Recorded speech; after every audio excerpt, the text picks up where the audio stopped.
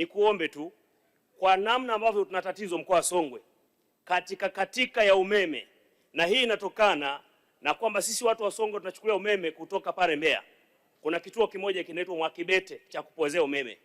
Ukimuuliza hata mtoto mdogo leo, ukimuuliza Mwakibete ni nini, atakwambia ndiye anayetukatiaga umeme. Yaani hiki kituo cha kupozea umeme kimekuwa ni maarufu mno. Kwetu imekuwa ni kero. Matangazo yote yanaokuja na watu wa TANESCO, Mwakibete, tatizo Mwakibete. Na ni kweli. Sasa kama mtu mwingine anatucontrol, sisi watu wa Songwe tutashindaje kukosa umeme? Control zote zipo kwao. Wakiwa na jambo lao lolote lile, watakata tu umeme. Mkoa wa Songwe tunakosa umeme. Laini yote tunakosa umeme. Tena sio Mbozi tu peke yangu.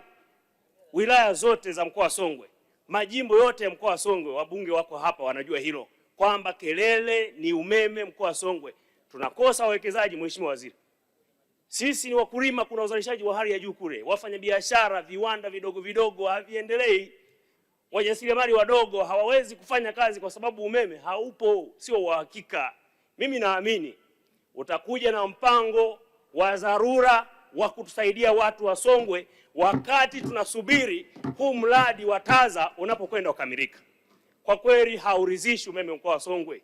Hatuko salama kwenye umeme. Naomba Mheshimiwa Waziri lichukue hili na tusaidie, tupe majibu. Hivi watu wananchi wa mkoa wa Songwe wanasubiri serikali inakwenda kusemaje. Mimi sina shaka na wewe unakwenda kuwajibu na kutuma wataalamu huko wakatuangalie. Inawezekana ndio. Toka tuchukue hii laini mpaka sasa, wakati tunaanza na hii laini ya kutoka Mbeya kuja Songwe, ilikuwa na watumiaji 68,000. Sasa watumiaji wameongezeka kwenda 144,000. Ni pongezi kwa serikali kuongeza watumiaji. Ndio hivyo vitongoji vimepasha pata umeme. Na ongezeko ni watu 80,000. Sasa bado tunatumia laini ile ile, miundombinu ile ile. Hapana Mheshimiwa Waziri. Jambo ambalo nataka nishauri sasa, kupitia mradi ambao unaelekea kutukomboa sisi watu wa Songwe wa TAZA. Mradi huu ni mzuri, ni mpango mzuri wa serikali. Lakini mradi huu ulikuwa umepangwa ukamilike tarehe 21 mwezi wa 5 2026. Bado mwezi mmoja. Hivi ni kweli unakwenda kukamilika? Tatizo linakuja kwa wakandarasi wanaotekeleza huu mradi.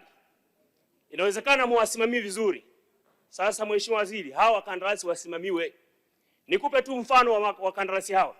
Mkandarasi kutoka Iringa kuja Sasada amekamilika, hana tatizo. Mkandarasi kuja hapa Sasada, sijui panaitwa Sasada, kuja Mbeya Kisada, yes. Kuja Mbeya yuko slow mno, yuko taratibu sana. Mpaka hivi ninavyozungumza, kati ya nguzo 495 amesimamisha nguzo 199. Bado nguzo 296 atamaliza. Huyu ndiye atakayetuchelewesha huyu. Mpango mahususi uende kwa huyu mkandarasi. Kama ni kusimamiwa asimamiwe. Atatuchelewesha sisi watu wa Songwe kupata umeme.